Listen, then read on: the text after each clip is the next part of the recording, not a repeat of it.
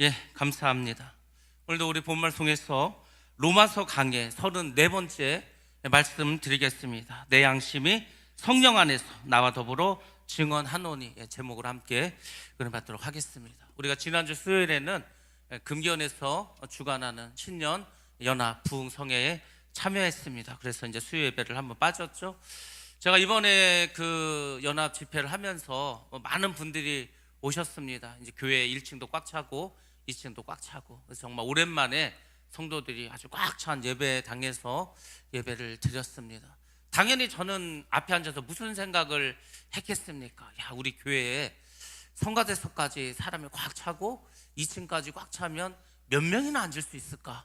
그거를 계속 생각해 봤습니다. 글쎄, 밑에 한 빡빡히 앉으면 200명, 위에 한 100명, 300명 정도 앉을 수 있을까? 더 앉을 수 있을까? 이런 생각을 했습니다. 여러분들, 우리가 이런 생각을 하셔야 됩니다. 야, 이게 무슨 200명도 안 되는데 뭘 300명을 얘기하냐. 근데 여러분들, 믿음은 항상 그렇습니다. 우리가 먼저 선포하는 겁니다. 그리고 그걸 바라봐야 돼. 야, 여기도 꽉 차고 위에도 꽉 차고, 그것을 볼 수 있어야 합니다. 목표가 되겠죠? 비전이 되겠죠. 그럼 목표와 비전이 있을 때 우리가 움직이게 됩니다. 제가 이따가 오늘 말씀 중에도 이런 말씀을 드리겠지만은, 믿음은 다른 게 아니에요. 행하지 않으면, 우리가 어떤 비전을 가지고 움직이지 않으면 꿈은 이루어지지 않습니다. 아무튼 2026년은 특별한 해가 될 것입니다. 변화가 아주 많을 것입니다. 국가적으로도 또 교회적으로도 가정적으로도 여러분 개인에게 많은 변화가 일어날 해일 겁니다. 여러분들이 우상향을 하냐 우하향을 하냐, 이거는 이제 우리의 믿음에 달려 있습니다. 하나님을 바라보시고 나는 가리라, 주의 길을 가리라 고백하시고 나아가시는 여러분 다 되시기를 주님의 이름으로 축복합니다. 오늘부터 로마서 9장 말씀을 드리는데, 그동안 우리가 로마서 1장부터 8장까지 쭉 말씀을 드렸습니다. 사도 바울이 복음의 정수를 정말 놀랍도록, 아니 어떻게 이렇게 정확하게 이해하기 쉽게 명확하게 이렇게 설명할 수 있을까 싶을 정도로 기독교의 본질과 핵심 교리에 대해서 말씀해 주셨습니다. 그것은 바로 구원의 문제였고, 십자가의 의미, 또 성령의 역할에 대해서 말씀해 줬습니다. 의인은 오직 믿음으로 말미암아 살리라. 그래서 결국 의인은, 칭의를 받은 자는 믿음으로 살 때 이루어진다 말씀을 하셨죠. 그리고 성령 안에서 자유와 새 생명을 누리는 삶에 대해서 말했습니다. 8장 1절에서 2절이죠. 생명의 성령의 법이 죄와 사망의 법에서 너희를 해방하였노라. 그러니까 이제 우리는 더 이상 막 죄에 대해서 막 힘들어하고 어려워하고 죄책감 느끼고 이럴 필요가 없다는 거죠. 그 8장 마지막에서 뭐라고 했습니까? 어떤 것도 우리를 그리스도의 사랑에서 끊을 수가 없다. 뭐 칼이든 환난이든 뭐 적신이든 그 어떤 것도 그리스도의 사랑에서 끊을 수가 없다. 그리고 모든 것을 합력하여 선을 이룬다. 뭐 위대한 선언으로 8장을 마무리합니다. 그럼 9장이 되면은 이제 우리가 이걸 붙잡고 이제 막 전 세계를 향해서 막 복음을 전하고 나아가자 막 이럴 것 같은데, 9장에 들어오면서 분위기가 갑자기 바뀌어 버렸습니다. 8장까지는 막 뜨거운 사랑, 하나님의 사랑, 막 그냥 놀라운 성령의 능력 막 이렇게 했는데, 9장에서 갑자기 바울의 눈물과 참된 사랑이 나옵니다. 5절까지 나와 있고요. 또 하나님의 약속의 자녀에 대해서 6절과 9절에서 말씀해 주고 있습니다. 8장까지 막 기쁨이 있었는데 그 기쁨이 근심으로 변하고, 확신이 있었는데 아픔으로 변하는 내용이 9장의 말씀입니다. 도대체 9장에는 무슨 내용이 나오길래 그렇게 바뀌었을까? 도대체 바울은 무엇 때문에 슬퍼하는가? 그렇습니다. 분명한 이유가 나와 있습니다. 바울이 슬퍼하는 것은 다른 것이 아니라 자기 민족, 곧 이스라엘 백성의 구원 문제 때문에 깊은 고통에 빠졌다는 겁니다. 유대인의 구원의 문제. 여러분들, 지금 유대인들 구원 받았습니까? 사도 바울이 이렇게 막 고통 가운데 정말로 자기의 막 눈물을 흘리면서 이 민족을 위해서 기도했는데, 이스라엘이, 유대인이 지금 예수님께 돌아왔습니까? 여전히 아직도 돌아오지 않았습니다. 도대체 유대인들은 언제 예수님께 돌아와서 민족적인 구원을 받을 수가 있을까? 예수님께서 재림할 때, 어찌 보면은 이스라엘 백성들이 예수께로 돌아오면 예수님이 재림을 하십니다. 여러분들이 꼭 기억하시기 바랍니다. 언제 예수님이 오는가? 많은 사람들이 막 정신없이 막 이단들도 떠들어대죠. 언제 온다, 몇 월 며칠에 오신다. 그거 다 소용없고요. 하나님께서, 예수님께서 분명하게 확실하게 알려주신 것이 있습니다. 그거 뭐냐면 복음이 땅끝까지 전파되어야 하리라. 복음이 땅끝까지 전파되어야 됩니다. 그 첫 번째 조건이고요. 두 번째는 언제 예수님 오시는가? 순교자의 수가 차야 합니다. 순교자가 지금도 많았죠. 지금 인류 역사상 지금까지 순교자의 수를 셌을 때 8억 명이 넘는다고 제가 말씀드리지 않았습니까? 그러니까 하나님께서 지금 계획하신 순교자의 수가 있어. 그 순교자가 차면 예수님이 오시는 겁니다. 그리고 세 번째, 이스라엘이 적그리스도에게 속아서 전 3년 반 동안 엉뚱한 짓을 하다가 이제 결국은 이 적그리스도의 본체를 알아보고 결국 메시아는 예수 그리스도였구나 이걸 깨닫고 주님께로 돌아옵니다. 그러면 예수님이 재림하시는 겁니다. 이 세 가지가 다 완성돼야 돼. 이게 이루어져야 돼. 충족돼야 돼. 그때 예수님이 오신다고 우리에게 말씀해 주셨습니다. 아직도 이스라엘의 구원은 다 이루어지지 않았죠. 내년에 민족복음화 운동본부에서 평양 대붕 120주년과 77년 여의도 그 엑스플로러 그 50주년을 맞이해서 내년에 큰 집회를 합니다. 내일 이제 또 그 이태희 총재님이 오셔서 그 내포 신도시 거기서 이제 집회를 하죠. 제가 내일 대표 기도를 하러 가는데 원래는 충남 그 민족복음화 운동본부 회장 되시는 분이 내일 설교인데 갑자기 바뀌었습니다. 그래서 내일 이태희 목사님 총재님이 오셔서 설교를 하신다고 합니다. 아무튼 우리도 우리 민족의 복음을 위해서 지금 열심히 기도하고 있지 않습니까? 그 신의 악단이라는 영화 저는 어제도 가서 봤는데 결국은 뭘 말하는 것 같습니까? 무엇을 말합니까? 민족 복음화요. 결국 그 안에 어제 그 영화를 만든 감독도 오셨습니다. 제작자도 왔어.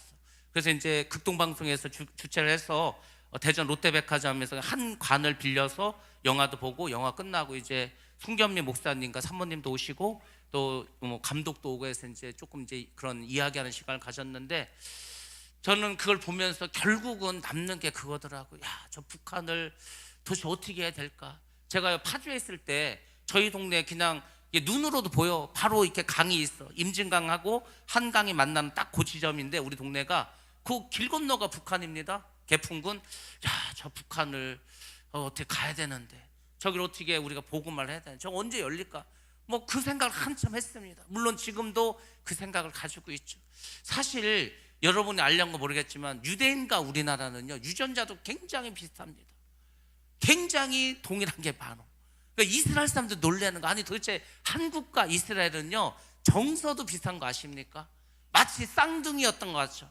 그러니까 이제 그 쌍둥이였는데 우리 조상들은 그 중동 지방에서 먼 거리를 걸어와서 이제 한반도까지 온 거예요. 아무튼 유대인도 똑똑하고 우리도 똑똑하고요. 뭔가 하나님을 향한 신을 향한 그런 어떤 마음도 그 똑같고요. 뭔가 비슷한 게 많어. 근데 지금 민족도 어떻게 보면 이렇게 지금 예수를 믿지 않고 우리는 또 북한이라고 하는 유대인들은 그 주변에 많은 아랍 민족들로 인해서 여러 가지 지금 어려운 상황이 있지 않습니까? 그래서 제가 하여튼 우리가 이 민족 복음화도 이뤄야 되고 또 이스라엘의 그 복음화도 우리가 신경을 써야 되는데 결국은 그게 이제 다 이루어지면 예수님 오시는 거죠. 그래서 그것을 바라보고서 저도 이제 가고 있습니다. 반드시 뭔가 틀린 거가 하나 나타날 것 같아. 이 틀린 거가 영어로 무슨 말이냐면요. 이 방아쇠거든, 방아쇠. 뭔가 어떤 사건이 벌어질 때는 뭔가 어떤 방아쇠가 당겨져서 그 시발점이 되는 사건이 벌어져. 그래서 이스라엘이 예수를 믿고 우리 민족이 북한이 무너지고 복음 전파되는 뭔가 틀린 것 같은 사건이 이제 얼마 지나지 않아서 일어나지 않을까 이런 생각을 합니다. 그 많은 북한의 사람들이 그 영화가 실화를 바탕으로 해서 만들었다고 하지 않습니까? 여전히 탈북을 하는 거예요. 그 사람들이요 교회가 있었잖아. 북한에 3,000개의 교회가 있었는데 공산당 때문에 다 교회가 문을 닫았습니다. 근데 그 후손들이요 지금 몇 대가 벌써 3대가 내려오지 않았습니까? 그 3대가 내려오면서도 예수를 믿는 거예요. 김일성 일가도 지금 3대가 다스리고 있고 예수를 믿었던 그 평양의 그 기독교인들이요 계속해서 예수를 믿고 내려오고 있어. 그들이 복음의 구루터기를 가지고 지하교회에서 지금도 여전히 기도하고 있습니다. 그러니까 이제 하나님 때가 되면은 아마 우리 민족의 복음화도 반드시 이루어지게 될 줄로 믿습니다. 바울도 마찬가지. 이게 우리 민족이 이게 지금 예수를 믿어야 되는데 그게 지금 안 되고 있으니까 고통에 빠져 있는 거예요. 바울이 이제 이렇게 생각합니다. 도대체 복음이 참이라면, 복음이 맞는 거라면, 예수님이 맞는 거, 십자가가 맞는 거라면 하나님의 언약의 백성인 이스라엘이 왜 예수를 거절하고 있을까? 자기도 거절하지 않았습니까? 자기도 예수 믿는 사람들 이단이라고 하고, 자기도 예수 믿는 사람 핍박하지 않았습니까? 근데 자기는 어떻게 보면은 하나님의 은혜로 개종을 했어. 예수를 만나고 예수를 믿는 사람, 예수님의 복음 전달을 바뀌었어. 근데 자기 민족들은 여전히 아직도 예수를 믿지 않는 거예요. 그런 마음의 답답함이 이 바울에게 있었다는 겁니다. 그러면 도대체 하나님의 약속이 실패한 것일까? 하나님 분명히 우리 민족을 구원해 주신다고 했는데, 하나님 나라에서 우리 유대인들을 하나님 사용하신다고 했는데, 이렇게 예수를 믿지 않는데 어떻게 구원을 받을 수가 있을까? 이 구원의 문제에 대해서 너무너무 이 바울이 힘들어했습니다. 하나님 약속이 실패한 게 아니고요, 하나님 약속은 그대로 이루어지십니다. 아브라함의 후손들은 어쨌거나 복을 받습니다. 메시아 왕국 때 그들은 하나님에게 큰 쓰임을 받을 수밖에 없어도 이 약속을 아브라함에게도 했었고, 모세에게도 했었고, 다윗에게도 했기 때문에 그 약속은 반드시 이루어집니다. 그럼 왜 지금 유대인들은 예수 믿지 않을까? 지금은 이방인의 시대입니다. 복음이 결국은 유럽으로 전파됐습니다. 이방인에게 갔습니다. 빌립보로 가지 않았습니까? 마게도냐에. 그래서 결국 복음이 이방인에게 이제 갔어. 유럽을, 아프리카로 가고, 아메리카로 가고, 한국으로 오고, 중국으로 가고, 이제 인도로 가겠죠. 그리고 이제 거기를 거쳐서 다시 중동으로 예루살렘에 돌아오겠죠. 그러니까 지금은 이방인의 세상이에요. 하나님께서 만약에 유대인들만 구원한다면 예수님이 오셨을 때 유대인들 다 구원하고 세상 끝냈겠죠. 근데 하나님 계획은 그게 아니었습니다. 이 예수를 이방인들이 알아야 돼. 이방인들은요, 사실 구약의 하나님을 모릅니다. 구약 시대 때 하나님을 섬긴 민족이 있습니까? 유대인밖에 없지. 그러니까 하나님께서는 이방인들에게 구원의 어떤 기회를 주시는 거예요. 2000년 동안 기회를 주셔서 지금 이방인들의 구원을 열심히 하고 계십니다. 그게 다시 이제 이스라엘로 돌아가겠죠. 그래서 사실 바울이 지금 이 고통스러워하는 거, 도대체 우리 유대인들의 이 구원은 일어날 수 있을까? 하나님의 약속은 정말 이루어질 수 있을까? 이것은 결국은 하나님의 언약으로 이루어지게 될 줄로 믿습니다. 하나님은요, 그렇게 하시는, 그러니까 나중에 이제 우리가 천국 가면 알게 됩니다. 이 성경에 쓰여 있는 그대로 모든 것이 다 이루어집니다. 완벽하게 이루어져. 퍼즐을 다 맞추시는 거예요. 예수님이 이 땅에 오면은요, 우리가 의문가 있었던 거, 도대체 이 요한계시록에서 말씀하신 이게 무슨 말씀일까? 불확실한 게 있지 않습니까? 그때는 얼굴과 얼굴을 보는 것처럼 분명하고 확실하게 우리가 말씀을 다 깨닫게 되는 겁니다. 그날을 소망하면서 우리가 오늘을 살아가는 겁니다. 자, 로마서 9장 1절부터 3절까지는 이 사도 바울의 마음의 큰 근심과 끊임없는 고통에 대해서 이제 설명해 주고 있습니다. 1절 말씀에 보면, 내가 그리스도 안에서 참말을 하고 거짓말을 아니하노라. 나에게 큰 근심이 있는 것과 마음에 그치지 않는 고통이 있는 것을 이라고 고백을 합니다. 먼저 그리스도 안에서, 바울은 자기 감정을 과장하려는 게 아니에요. 정말 주님 앞에서, 하나님 앞에서 말한다는 뜻입니다. 그러니까 정말 진실된 마음으로 우리는 솔직히 북한을 위해서, 북한에 있는 우리 정말 동포를 위해서, 북의 성도들 위해서 기도한다고 하지만 막 눈물을 흘릴 만큼 막 뜨겁게 그렇게 하십니까? 그나마 신의 악단 이 영화가 나오면서 조금 이제 우리가 관심을 가졌을 뿐이지, 어느 순간 우리의 기도에서, 우리의 어떤 삶 속에서 북한은 잊혀진 존재가 되고 말았습니다. 북에 있는 성도들은요, 다 죽었나, 없는 것도 같고 막 이렇게 무관심해져 버렸습니다. 근데 사도 바울은 그게 아니야. 지금 이렇게 막 전 세계를 다니면서 복음을 전도하면서도 여전히 자기 민족에 대한 그 구원에 대해서 간절함과 진실한 마음을 가지고 있습니다. 근데 안 믿어. 그래서 그것이 큰 근심이 되었다고 합니다. 그치지 않는 고통이 되었다는 거예요. 그러니까 단순한 걱정이 아니야. 야, 이 큰일 났다. 경기가 안 좋다고 하는데, 야 큰일 났다, 몸이 아픈데, 이런 차원이 아니고 정말 사도 바울은 자기 온 민족을 바라보면서 정말 눈물 흘리고 그 영혼의 통증을 느꼈다는, 통증, 영혼이 아픈 거, 영혼. 여러분들, 우리는요 세상 일로 고통을 느낍니다. 몸이 아프면 몸이 아파서 고통을 느끼고요, 일이 안 되면 일이 안 돼서, 또 하는 일이 복잡하면 복잡해서, 물질의 문제, 돈이 또 문제가 되면 그것 때문에 걱정하고 근심하고, 그런 걸로는 우리가 통증을 느낍니다. 근데 여러분, 우리가 이렇게 세상 일로는 고통을 느끼는데 정말 영혼의 문제 때문에, 우리 가족이, 우리 식구 중에 우리 엄마 아빠가, 우리 자녀가, 우리 형제가, 우리 이웃이 예수를 믿지 않아. 예수 믿지 않으면 저 지옥 가는데, 그 지옥 가는 영혼 때문에 여러분의 영혼이 이 지금 사도 바울처럼 그치지 않는 고통과 큰 근심으로 여러분 지금 지내고 계십니까? 그거를 우리가 생각을 하셔야 돼요. 우리는요 영혼을 구해야 되겠다는 생각이 별로 없어. 하나님만큼 간절함이 없어. 하나님은요 예수 그리스도를 보내면서까지 어떻게든지 한 영혼을 구원해서 천국을 보내라고 하는데, 솔직히 우리는요 먹고 사는 문제하고 이런 것 때문에 뭐 영혼을 구원하고 이런 거 별로 신경 쓰지 않습니다. 사도 바울은 자기 일생의 가장 큰 일이 민족의 복음화예요. 우리 민족을 어떻게 예수 믿게 해서 구원받게 할까, 어떻게 복음을 전파할까, 여기에 온 관심이 있는데, 오늘날 교회들도요 별로 관심이 없습니다. 야, 무슨 요즘 세상에 전도를 하냐, 요즘 세상에 무슨 뭐 누가 전도한다고 오냐, 그렇게 생각을 해. 그러니까 전도할 사람들이 그런 생각을 하는데, 그 전도를 받은 사람은 누가 오겠습니까? 아무도 안 오지. 전하는 사람도 확신이 없는데. 우리가 2026년부터 변화되는 게 있는데, 그 중에 하나가 제가 오랫동안 이제 계획했던 건데, 국수 전도를 할 겁니다.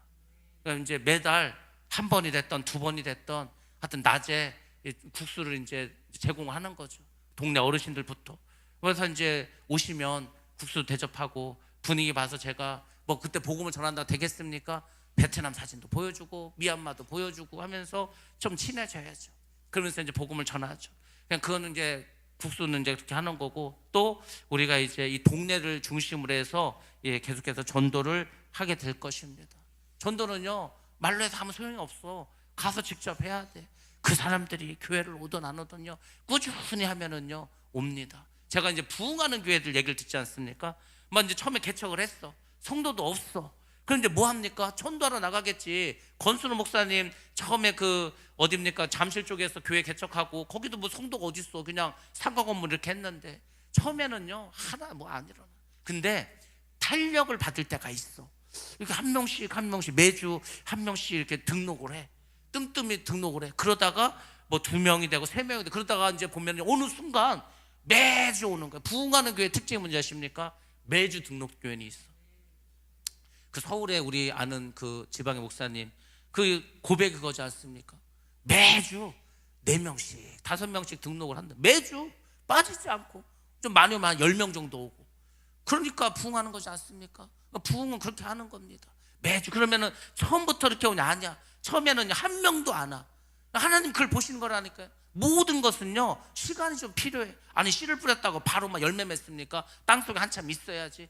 우리가 복음을 전하고 그 다음에 이제 전도를 하면은요 뭐 한두 달은 뭐 영향 방향 아무 일도 안 일어나. 근데 계속하면은요 한두 명씩 옵니다. 그러다 이제 그 사람들 통해서 또 누군가가 옵니다. 그러다가 이제 왕창 옵니다. 그러다 보면은요 막 어느 순간 이제 사람들이 많아지는 거예요. 한 1년 지나면 어휴야, 우리가 연초보다 이렇게 사람들이 많아졌구나 알게 됩니다. 그때부터 탄력이 붙는 거예요. 그렇게 해서 전도를 하게 되는 겁니다. 아무튼 우리가 이 구원을 위해서 우리 영혼에 통증이 있어야 되는 거예요. 우리 성도에게 정말 사랑은 무엇이냐면요 예수 믿으라고, 예수 믿으라는 거. 예수 잘 믿고 구원받으라고 하는 겁니다. 영혼이 멸망당하는 것을 보고 아파하는 마음이 있어야 된다는 겁니다. 교회가 회복할 것은 다른 게 아니고 영혼을 향한 통증이 있어야 돼. 아픔이 있어야 돼. 저 사람들하고 하면 지옥 갈 텐데 구령의 열정이 있어야 된다는 겁니다. 누구만큼 있어야 되냐면 하나님만큼 있어야 돼. 하나님만큼 막 구령 열정이 있으면은요 우리도 이렇게 아파하고 어찌하든지 복음을 전하려고 하게 됩니다. 그러면 되는 거예요. 그럴 때 하나님의 놀라운 역사가 이루어지게 될 줄로 믿습니다. 자, 2절 말씀 보겠습니다. 나에게 큰 근심이 있는 것과 마음에 그치지 않는 고통이 있는 것. 예, 1절 말씀을 반복해서 강조해주고 있습니다. 바울이 얼마나 마음이 무너졌으면은 1절과 2절에서 같은 말을 두 번이나 강조해서 말하고 있습니다. 믿음이 강한 사람은요, 마음이 따뜻합니다. 그 따뜻한 마음이 사랑의 마음으로 변하게 되게 됩니다. 그러니까 이 지금 사도 바울은 자기 민족 유대인에 대한 사랑이 너무너무 컸습니다. 그래서 그는 먼저 눈물로 고백합니다. 자, 우리 로마서 9장 3절 말씀 한번 보겠습니다. 시작. 나의 형제 곧 골육의 친척을 위하여 내 자신이 저주를 받아 그리스도에게서 끊어질지라도 원하는 바로라. 아멘. 아멘. 바울은 유대인의 구원을 간절히 바라면서 마치 자기가 지옥에 가는 한이 있더라도 그들이 구원받기를 원한다고 그렇게 고백을 했습니다. 그럼 정말 바울이 자기가 대신 저주를 받겠다 뭐 이런 건 아니겠죠. 바울이 이렇게 말한 것은 뭐냐면, 내가 구원을 해서 떨어져도 좋다 이런 교리적인 가능성을 말하는 것은 아닙니다. 그만큼 그의 마음이 절박하다는 거, 절박하다는 거. 여러분들, 우리가 자녀가 아프면 부모가 뭐라고 합니까? 차라리 내가 아픈 게 낫다. 차라리 내가 아픈 게 낫다고 부모들도 그런 말 하지 않습니까? 그럼 하나님 우리를 창조하셨는데 우리가 다 막 지옥에 가. 그럼 하나님도 그럴 거예요. 차라리 내가 지옥 가는 게 낫겠다 이렇게 하지 않겠습니까? 왜? 그만 사랑하니까. 그 마음이 바울에게 있었다는 거예요. 우리는요, 우리 뭐 가족이 안 믿어도 그런 마음이 안 일어난다니까. 신기하지 않습니까? 참 신기해. 아니, 지금 우리 가족, 다른 사람도 아니고 우리 가족도 지금 교회 안 다니는 사람이 있어. 근데 이런 마음이 안 생긴다. 그러면요, 지금 우리에게 문제가 있는 겁니다. 도대체 어떤 믿음을 가지고 있는데 내 가족도 예수를 믿지 않는데 이런 이런 바울과 같은 마음이 일어나지 않을까? 여러분들, 부모는 대신 아프고 대신 자식을 위해 죽겠다는 마음을 갑니다. 지금 그 심정으로 바울이 3절에서 말하는 겁니다. 전도는 어떤 기술을 필요로 하는 것이 아닙니다. 그 영혼을 향한 정말 어떤 사랑, 그 마음에서 시작하는 거예요. 우리가 전도하지 않은 이유는요, 첫 번째 이유가 뭐냐면 창피해서입니다. 창피해서, 야, 전도지 들고 내가 우리 동네 지금 아는 사람도 있는데 누구 만나면 어떡하지? 창피해서. 아니, 여러분이 창피한 게 중요합니까? 아니면은 내가 지금 아는 사람 지옥 가는 게 중요합니까? 그러니까 우리가 그 정도로 생각하는 거예요. 무슨 뭐 전단지 나눠주듯이. 그게 아니라니까. 이 전단지를 받고 누군가가 여기 나온 글을 읽고 정말 그 마음속에 예수를 믿어서 구원받았으면 참 좋겠다. 하나님, 이 전도지를 받는 사람이 여기 나온 글을 읽고 그 마음에 주님께서 임재하셔서 이 영혼이 회개하고 주님께 돌아오게 하여 주시옵소서. 이 마음으로 간절히 한다면 전할 때부터 다를까요? 전할 때부터. 여러분들 뭐 전도지 나눠주면 교회에서 돈을 주기도 합니까? 뭘 합니까? 그러니까 우리가 그런 마음을 가져야 되는데 그게 없으니까 창피하기도 하고, 나도 지금 천국 갈지 지옥 갈지 모르겠는데 확신도 없는데 무슨 전도를 할까? 지금 오늘날의 성도들이 다 그렇게 되고 말았어. 그러니까 전도를 할 생각을 안 해. 전도를 해봤자 또 의미도 없다. 그럼 여러분들, 안 믿는 사람 입장에서는요, 전도를 해도 믿을까 말까인데 아예 아무도 전도를 안 해. 그럼 그 사람들은 어떻게 천국 갑니까? 전하는 자가 있어야 들을 거 아니에요. 그렇죠? 그 많다니까. 의외로 많어. 제가 그랬잖아요. 제가 파주에서 있는데 여기 공주사대 학생들이 실습하러 파주에 왔는데 처음 한 7명이 왔어. 제가 물어봤습니다. 야, 태어나서 교회 처음 온 사람이니까 반 이상이 손을 들어. 야, 진짜로 너 교회 처음 왔냐? 야, 처음 왔대. 아니, 니네 친구들이 한 번이라도 교회 가자 한 적 없냐? 없대. 제가 깜짝 놀랐다니까. 교회를 태어나서 처음 와. 그 중에 나이 많은 27살이었는데 처음 왔다는 거, 교회를. 여러분들, 우리가 전하지 않으면은요, 그들은 구원받을 길이 없어. 그러면 그들이 지옥 가면 그 책임은 누가 져야 됩니까? 우리가 지는 거예요. 우리가 주님 앞에 가서 항상 물어보는 거 있지 않습니까? 너 뭐 하다 왔냐? 너 뭐 하다 왔냐? 그러면 저는요, 뭐 교회일도 하고요, 뭐도 하다 하는데 주님이 가장 기뻐하는 건 뭐냐면은요, 너 얼마나 많은 영혼을 구원시켰냐, 이거죠. 뭐 우리가 구원하는 건 아니지만은 그 영혼이 예수를 믿게 하는데 얼마나 열심히 했냐, 뭐 그것만 카운트하는 거예요. 뭐 하나님의 관심이 거기지 뭐에 관심이 있겠습니까? 하나님은요, 정말 지독하리만큼 영혼 구원에만 관심이 있습니다. 하나님이 그래. 그러니까 우리가 그 마음을 가져야 되는데 우리가 그 마음을 너무나 많이 잃어버린 거예요. 사실 우리 민족 복음화 운동본부 이렇게 각 이게 15개 시군 대표들 모여서 얘기를 해도요. 그 좀 총재 목사님들 그래. 솔직히 뭐 이렇게 집회를 나가도 사람들이 이렇게 감동이 없대. 뭐 무슨 뭐 부흥을 해야 되겠다, 뭐 성장을 해야 되겠다 이런 관심도 없다는 거. 그런데 목사님들부터 지금 교회가 그래. 교회가 그러니까 자꾸 믿는 사람들이 줄지 않습니까? 엄청 줄었어. 반이 줄었다고 하셨어요. 90년대에 비해서 오늘날 이 한국 교회는 반이 줄었어. 반이. 물론 이제 많은 분들이 이제 소천하셔서 없어지기도 했지만은 그러면은 그 어떻게 합니까? 우리라도 불신을 살려야 될 거 아니에요. 마지막 이 부흥의 역사가 일어나도록 우리가 정말 이 내 몸 막 던져야 되지 않겠습니까? 막 던지는 내 몸을 던져서 하여튼 막 해보는 거야. 막 되던 안 되던 그런 마음을 우리가 가지고 복음을 열심히 전해야 할 줄로 믿습니다. 그게 중요한 거겠죠. 그런 절박한 마음이 있어야 된다는 겁니다. 오늘날 우리는요, 내가 손해를 보지 않으려고 해. 누구나 구원받기를 바라는 마음으로 전도의 사명을 감당하지는 사실 못합니다. 복음은 항상 우리에게 요구하는 게 있어. 복음이 우리에게 요구하는 게 뭔지 아십니까? 십자가의 마음을 요구합니다. 십자가의 마음은요, 희생과 헌신을 기본으로 가지고 있어. 기본으로. 그러니까 내가 뭘 요즘 세상에 내가 뭘 희생을 해. 내가 뭘 헌신을 해. 내가 뭘 손해를 봐. 요즘 성도들이 그렇죠. 그래서 복음을 전하지 못하고 있다는 겁니다. 여러분들 이 장면은 마치 모세가 출애굽기 32장에서 하나님께 뭐라고 합니까? 이번 출애굽을 시켜놨는데 전혀 하나님의 말씀에 살지 않는 거예요. 여전히 죄악 가운데 살아가는 거예요. 하나님의 말씀에 순종하지 않고 불순종하면서 우상숭배하고 있어. 그때 모세가 뭐라고 했습니까? 주의 백성을 사하시옵소서. 그렇지 않으면 생명책에서 내 이름을 지워 주옵소서. 막 이렇게 간절히 기도하지 않았습니까? 어찌 보면은 그것과 지금 비슷한 상황이라는 겁니다. 바울의 심정은 참된 목자의 마음이었고 예수님의 마음을 그대로 담고 있었다는 겁니다. 예수님의 마음이 뭐겠습니까? 예수님의 마음은요, 모두가 예수 믿고 구원받기를 원하는 겁니다. 하나님의 마음이죠. 그런 마음을 우리가 가지셔야 됩니다. 자, 이제 4절부터 9절까지는 하나님의 주권과 선택의 신배돼서 나와 있습니다. 먼저 이스라엘에게 하나님 많은 특권을 주셨는데 도대체 이스라엘은 어떤 특권을 하나님께로 받았는가 말씀을 통해서 보겠습니다. 4절과 5절 말씀입니다.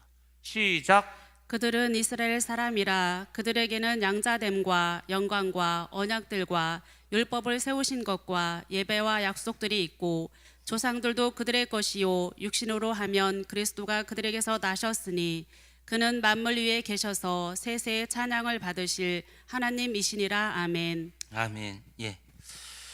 이스라엘은요, 단순한 그냥 하나의 민족이 아닙니다. 전 세계에서 유일한 민족입니다. 그들은 다음과 같은 영적인 특권을 받았습니다. 전 세계 어떤 나라, 어떤 민족도 받지 않고 유대인들만 받은 특권이 있습니다. 첫 번째가 뭐냐면 양자됨입니다. 양자. 하나님의 아들로 부르심을 받은 백성이 이스라엘 백성이라는 겁니다. 이것은 전적인 하나님의 선택이었습니다. 선택.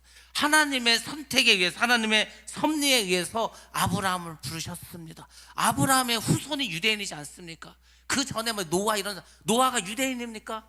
노아는요, 아브라함보다 훨씬 옛날 사람이야. 무두셀라 이런 사람들 유대인입니까? 유대인 아니요. 약속의 그 민족은요, 아브라함의 후손이 아브라함을 불렀어. 아브라함의 후손으로 하나님의 백성을 만들기로 하셨습니다. 하나님의 선택하신 거죠. 그래서 이들은 하나님의 자녀가 되었다는 겁니다. 하나님께서 아브라함 부르시고 그를 가나안에 보내셨습니다. 그리고 이삭을 바치라고 이렇게 말씀하셨습니다. 이런 내용들이 이제 창세기 22장 쭉 나오는데, 여러분들, 우리가 이제 그 이스라엘은 절기를 가지고 있는데 7대 절기가 있습니다. 그 중에 이제 1월 달에 이제 지금 이제 태양력으로 1월이 있고요. 거기에 있는 게 6월절, 무교절, 초실절이 있고 1월부터 6월 사이 상반기, 그리고 이제 하반기 7월인데, 이 유대인들은요, 정월이 1월이지 않습니까? 이 새해가 시작하는 그 정월이 7월입니다. 7월. 유대인은 여름이 뭐라고 했습니까? 여름이 종말이야, 종말. 그래서 이 나팔절이 어떤 개념이냐면 7월 1일이 나팔절인데 나팔절은요, 뭔가 이렇게 변화되는 거지. 기존의 세상이 끝나고 새로운 세상이 열려지는 게 나팔절입니다. 나팔절이 되면 유대인들은 뭐 하냐면은 창세기 22장을 읽습니다. 창세기 22장이 뭐냐면 다른 얘기가 아니고요, 아브라함 불러서 이삭 바치라는 얘기가 나옵니다. 그리고 나팔절에 자, 유대인들이 먹는 게 있는데 퀴즈 하나 내겠습니다. 유대인들이 나팔절에 무엇을 먹습니까? 뭐 성경을 봐도 안 나오니까 모르겠죠. 유대인들은요, 나팔절이 되면은 사과를 꿀에 찍어서 먹습니다. 사과를 먹습니다. 사과. 많은 사람들이 뭐 사과하면은 자꾸 선악과를 생각하는데 사과가 선악과는 아닙니다. 사과를 그럼 왜 먹을까? 잘 생각하셔야 돼. 왜 하나님이 이 나팔절 때, 나팔절은 종말을 말한다고 하죠. 여름이 끝이라니까요. 끝이야. 세상이 끝이야. 근데 여러분들 신기하게도 사과를 먹어. 여러분들 사과는 어떤 걸 의미하냐면, 사과라는 거를 한번 봤으니까 유심히, 사과는요 잎이 나기 전에 꽃이 먼저 핍니다. 꽃이 먼저 펴. 이게 뭘 의미하는지 아십니까? 여러분들 잘 한번 생각해 보시기 바랍니다. 아브라함이 왜 믿음의 조상이 되었습니까? 이걸 생각하셔야 돼. 아브라함이 믿음의 조상이기 때문에 이삭을 바친 게 아니라 이삭을 바쳤기 때문에 믿음의 조상이 되었다는 겁니다. 여기서 하나님이 보여주는 건 뭐냐면, 이 믿음은 결국 행동이라는 거예요. 하나님이 아브라함에게 네 아들 이삭을 바치라고 했어.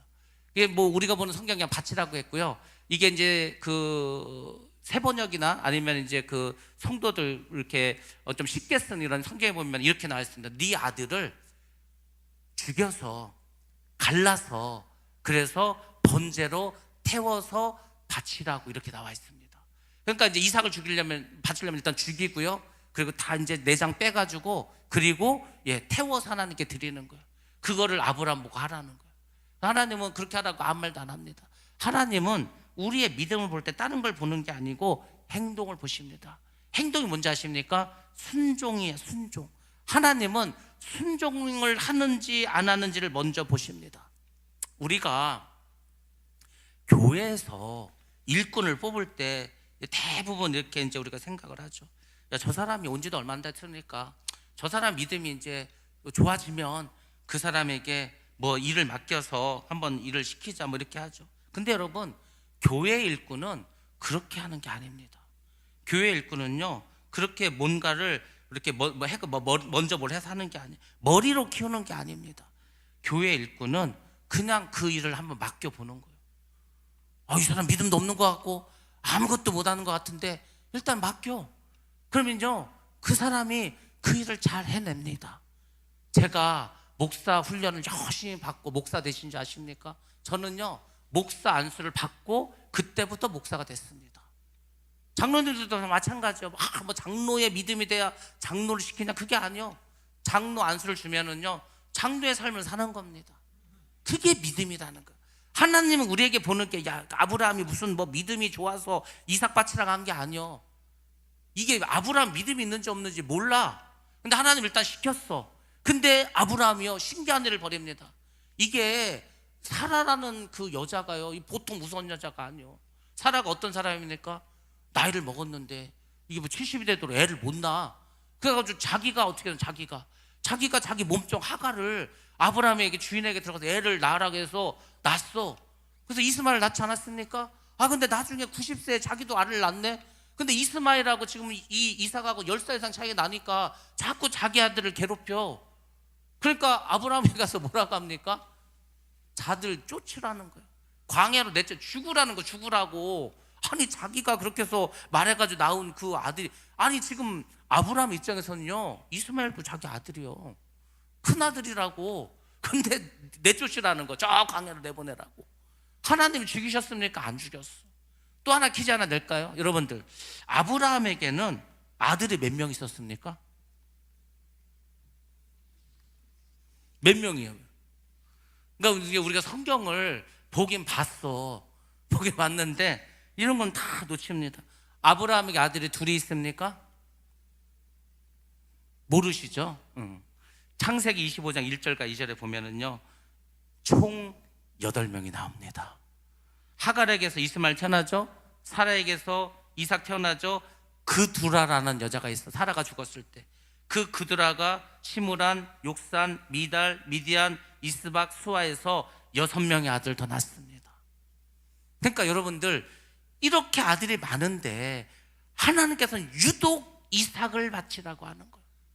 뭐 뒤에서 이제 말씀 이제 계속 드리겠지만, 여러분들 하나님은 우리에게 뭘 보시냐면은요, 믿음을 보시는데 그 믿음은 말도 소용없어, 생각도 소용없어, 행동을 보시는 거예요.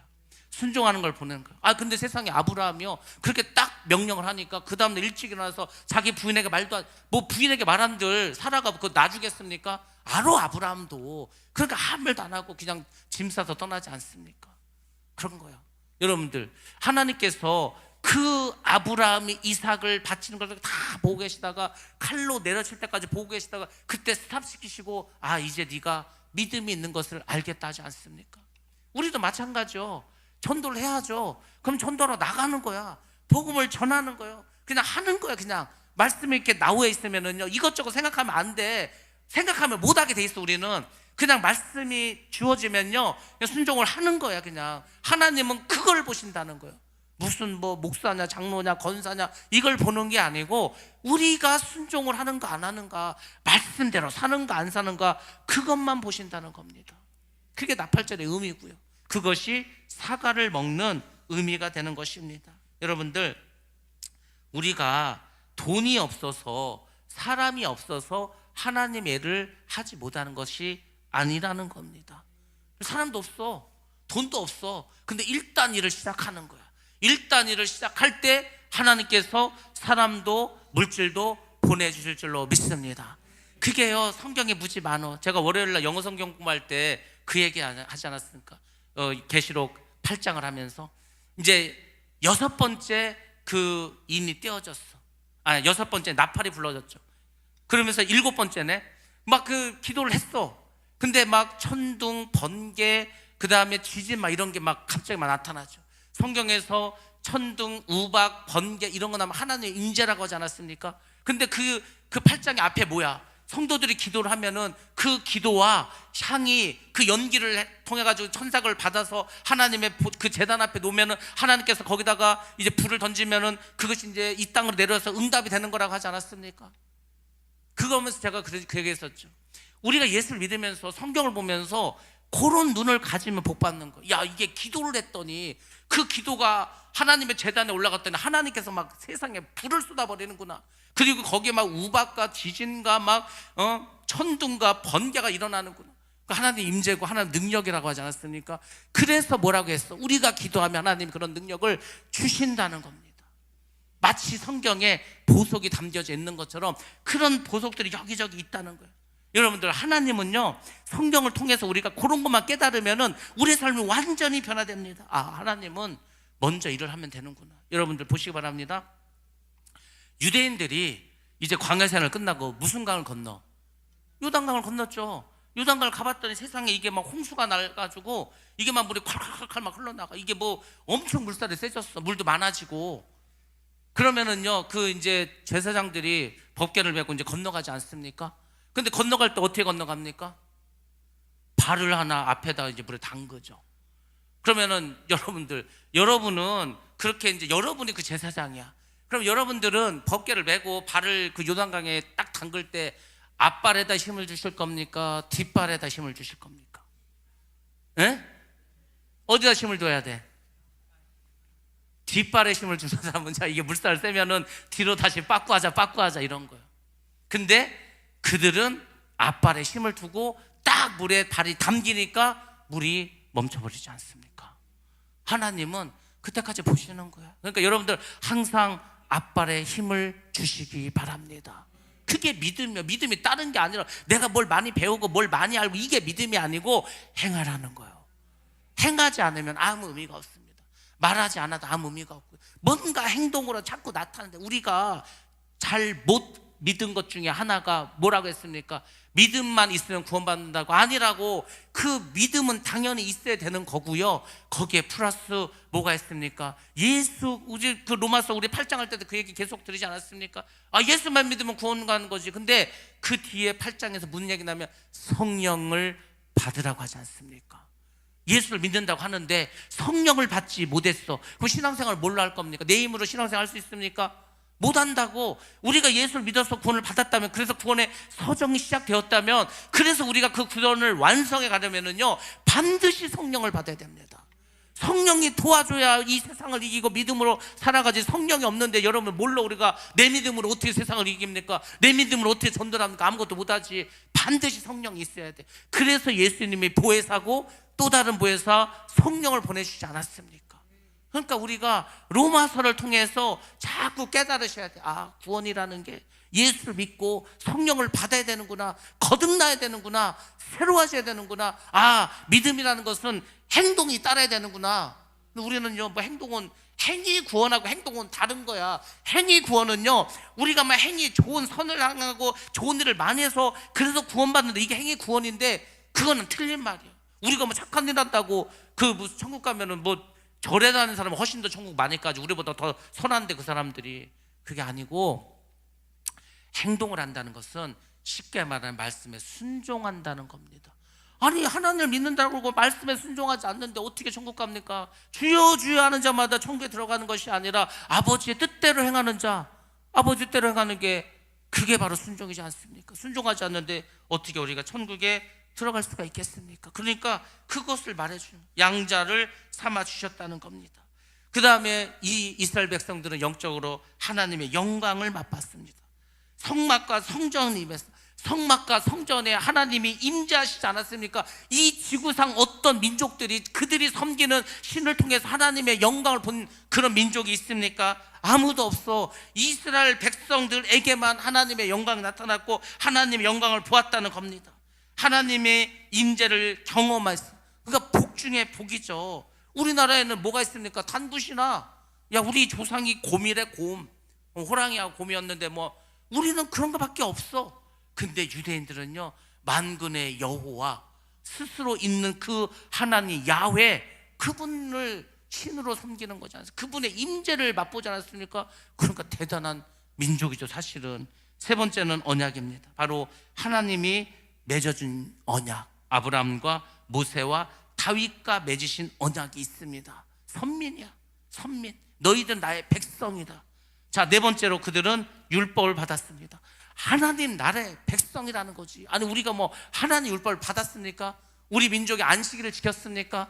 하나님 왜 다른 신을 섬기지 않았습니까? 우리는 하나님은 안 섬기고 온갖 잡다한 신을 엄청나게 섬겼습니다. 얼마나 미신이 강했는지 아십니까? 근데 그들은 하나님의 뜻이 담긴 계명, 율법을 받았습니다. 다섯 번째, 그들은 예배를 드렸습니다. 레위 이 지파를 제사장으로 해서 그 제사를 하나님께 드렸습니다. 우리는요, 그동안 귀신에게만 제사를 지냈습니다. 귀신에게 제사를 지내지, 우리가 언제 한 번이라도 우리 민족이 하나님께 제사 지낸 적이 있습니까? 없어. 우리는 수천 년, 5천 년 동안 한 번도 하나님께 제사를 지낸 적이 없는데, 유대인들은요, 그 옛날부터 하나님께 제사도 지냈습니다. 예배를 드렸습니다. 그리고 하나님이 이들에게 약속하셨습니다. 메시아와 구원에 대한 예언을 줬습니다. 그들의 조상들이 누굽니까? 아브라함과 이삭과 야곱, 믿음의 조상들도 줬습니다. 그리고 결정적인 거, 그리스도 메시아가 그들의 혈통에서 나신다는 겁니다.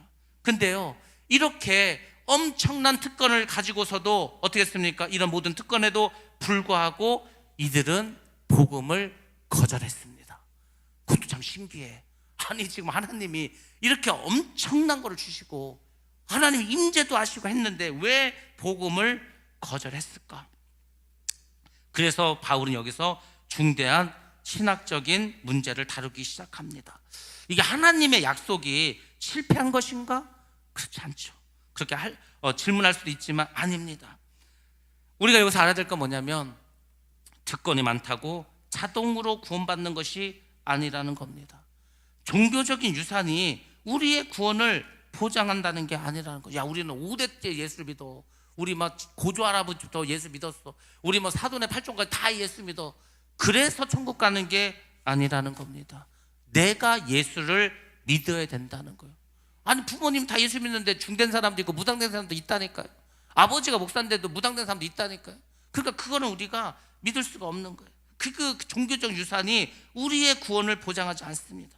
교회를 다니고 교회 다니는 집안이고 직분이 많고 직분이 높고 봉사도 많이 하고 하나님에 대한 지식이 많다, 그래서 구원받는 것도 아니라는 겁니다. 구원은 오직 예수 그리스도, 그분을 영접하고 입으로 시인하고 그분을 믿고 그분의 말씀을 따를 때 우리는 구원을 받게 될 줄로 믿습니다.